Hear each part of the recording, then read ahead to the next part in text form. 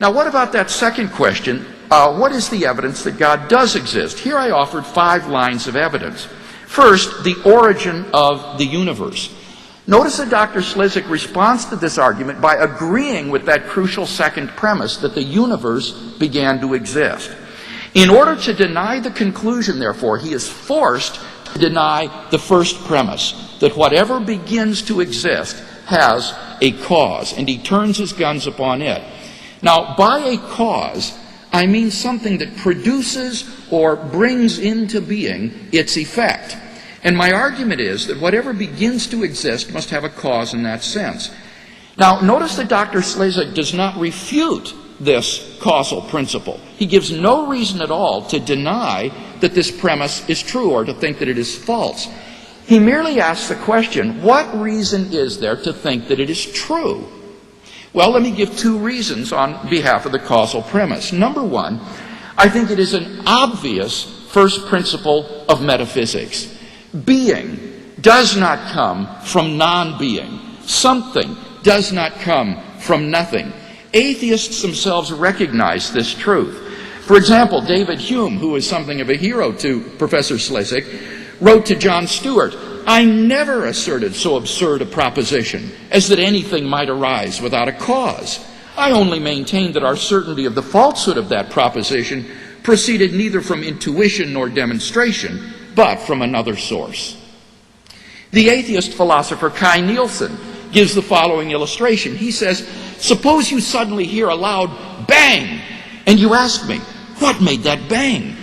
And I reply, nothing. It just happened. He says, you wouldn't accept that. In fact, you would find my reply quite unintelligible. Indeed, it really is unintelligible how being could come from absolute non-being. Just think about it. In the case of the universe, prior to the Big Bang, there wasn't even the potentiality of the existence of the universe. But then how could the universe become actual if there wasn't even the potentiality of its being? Or think again. Suppose that something could come into existence from nothing. If that were the case, then it's inexplicable why just anything and everything doesn't pop into being out of nothing. But no one here tonight is worried that while you're listening to this debate, a horse may have popped into being uncaused out of nothing in your living room and is there defiling the carpet right now as we speak.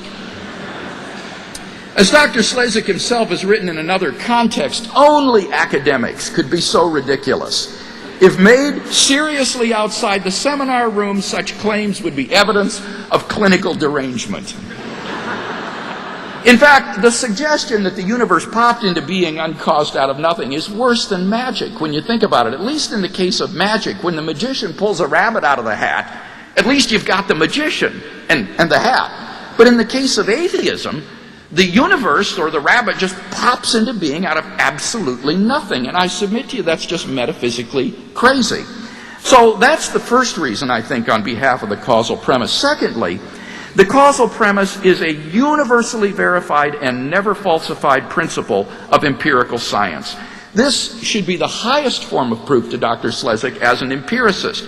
And notice you cannot dismiss the causal principle like a taxi cab when you get to the origin of the universe. The only reason that anyone would deny it in that context is out of a desire to avoid the theism that it implies.